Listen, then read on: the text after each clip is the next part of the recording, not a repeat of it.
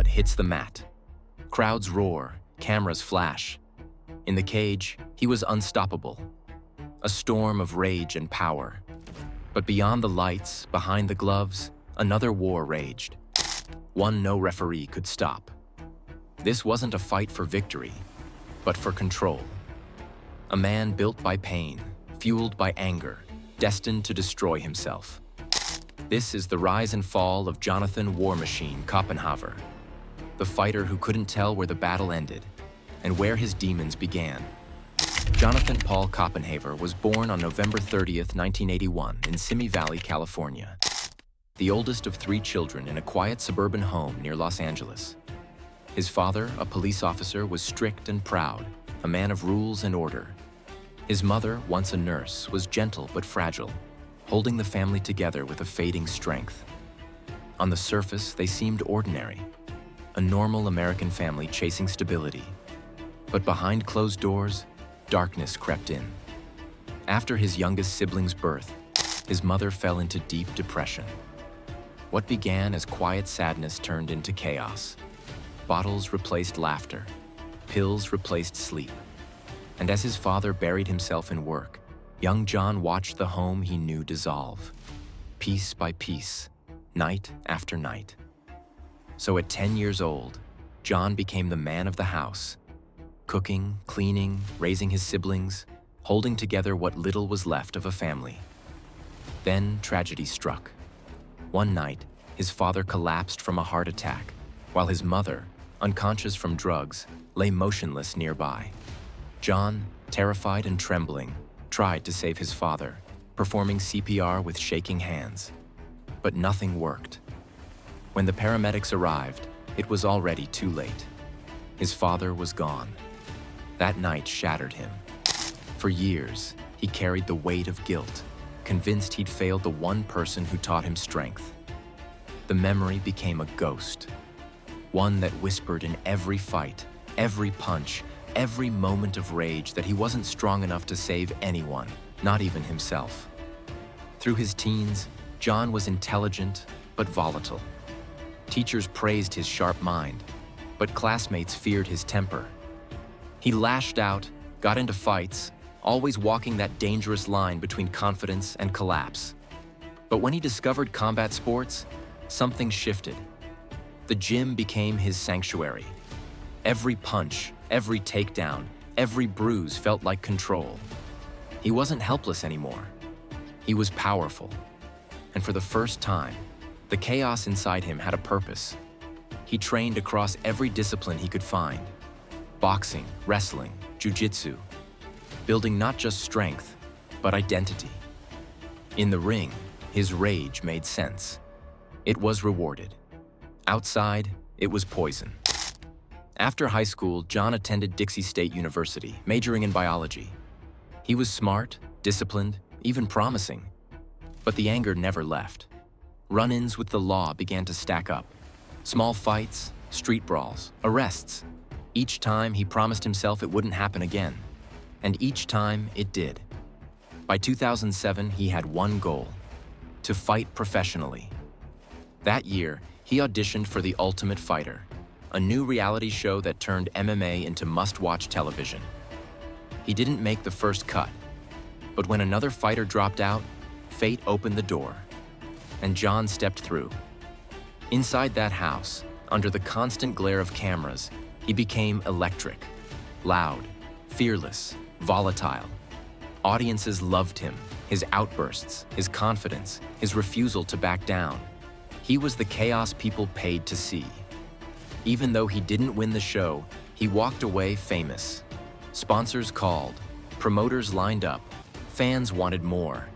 And John, now legally renamed War Machine, gave them exactly what they craved. In the cage, he was brutal and brilliant. In 19 fights, he won 14. His knockouts were explosive, his presence magnetic. But outside, the violence didn't stop when the bell rang. Arrests for assault, brawls at bars, fights over nothing. And each time, he justified it. They disrespected me. They asked for it. The media turned him into a villain, and he loved it. The bad guy sells tickets, and War Machine embraced that role completely. But while his career climbed, his control crumbled. Then came a pivot no one expected. He entered the adult film industry. With his looks, build, and fame, he found immediate success. Soon, he was starring in dozens of films, making money, winning awards. On paper, he had it all. But the man in the mirror was slipping further away. In 2013, he met Christine Mack, better known as Christy Mack. She was beautiful, charismatic, and just as famous in her world as he was in his. Together, they looked untouchable, a couple of extremes, drawn to each other's chaos. But behind the pictures and red carpets, their love story was toxic. John's jealousy grew fast. He tracked her, controlled her, accused her. When words didn't work, he used his fists. Friends saw bruises. Her family saw fear. Every time she tried to leave, he promised to change. Every time she believed him, it got worse. By early 2014, Christine had had enough. She ended it. For weeks, silence. No calls, no messages. It seemed like the storm had passed, but storms don't vanish. They wait. August 8th, 2014, Las Vegas. Christine was home with her new boyfriend, Corey Thomas. Quiet night, movie on, door locked. Then, the sound of a key. War Machine stepped in, and in seconds, everything changed.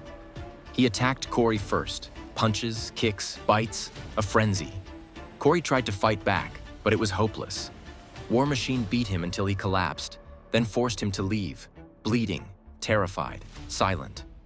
Then he turned to Christine. For the next 2 hours, he unleashed every ounce of rage he had ever buried. He beat her, bit her, broke her. Her jaw shattered, ribs cracked, teeth knocked out. She was unrecognizable. When she fell unconscious, he thought she was dead. He walked away. But somehow, Christine moved. She crawled to the window, pushed it open, and fell outside. Neighbors heard her screams. Within minutes, police and paramedics were there. She survived. Barely. The photos from that night stunned the world. The fighter who once lived for glory had become a monster in the dark. War Machine vanished. For a week, he hid, posting online, claiming he was the victim. But he couldn't hide forever.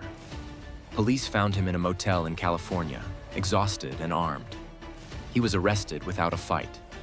During trial, he blamed his past, his childhood, his trauma, his heartbreak. But the jury saw through it. In 2017, Jonathan Koppenhaver was sentenced to life in prison, with a chance of parole after 36 years. Christine survived, body healed, soul scarred. Her bravery turned her into a voice for victims everywhere. And War Machine? He remains a warning. A man who could conquer everyone but himself. Outro. Some stories are about victory. This one is about surrender, to anger, to ego, to the darkness we choose not to face. War Machine wasn't born evil. He was broken, and no one ever taught him how to heal. He built walls with fists, not words. And when those walls closed in, he destroyed everything that ever loved him. In the end, every fighter faces their toughest opponent, their own reflection. And Jonathan Koppenhaver lost that fight long before he ever stepped into the cage. If you believe stories like this should be told, so the pain doesn't repeat, then support this channel. Subscribe to Dark Truth Files, hit the like button, and share this story. Your support helps bring these hidden realities to light. Because behind every headline, behind every fight, there's a human story. Raw, fragile, and unforgettable. This is Dark Truth Files. Stay aware, stay human. And remember, strength without control is just another name for destruction.